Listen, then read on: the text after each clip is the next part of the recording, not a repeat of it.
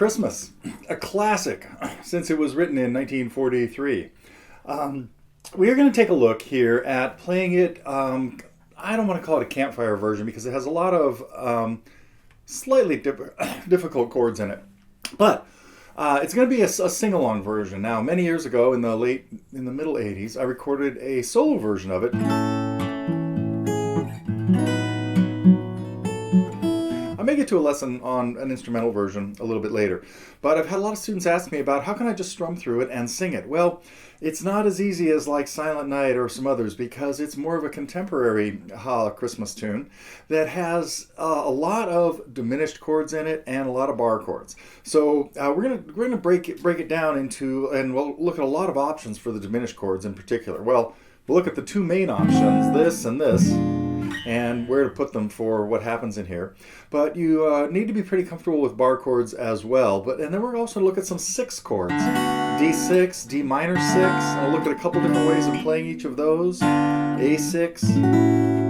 So we'll have a lot of really, really colorful chords in here, and it'll be, this is loosely based on the way Elvis did it in 1957.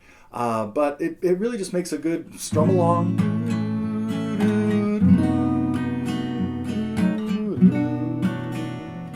I may even sing through it by the time we get to the end.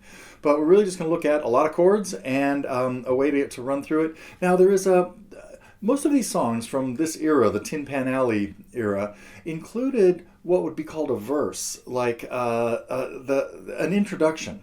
This one is no exception, but most people didn't do it. So the versions that you're probably most familiar with, Elvis's or Bing Crosby's or anybody else's, do not include the verse. Later on in another lesson, I might take a look at that, particularly when I get to the instrumental version of this.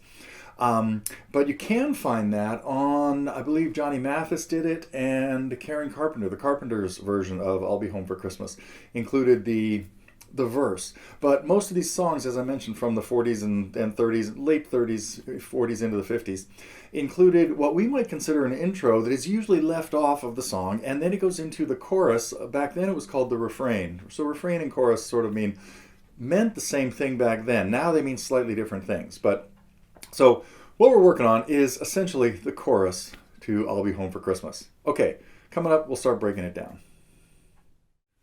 I'm going to just strum through and pick through the short little intro I have, which we'll break down later, and then just kind of strum through the chords the way I have them in the tab. So here we go with the intro that we hear in Elvis's version. I didn't mention this before, but Elvis is actually in the key of B flat. So if you want to play along with him, you'd put your capo at the first fret and do what we're doing here.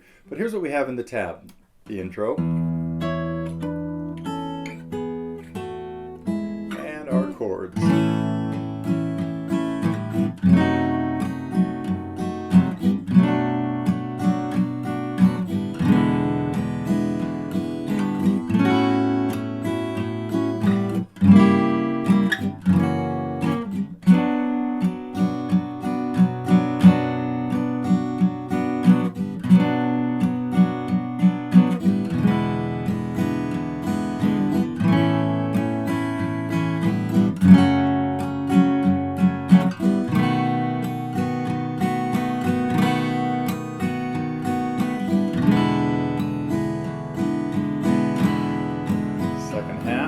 Very similar.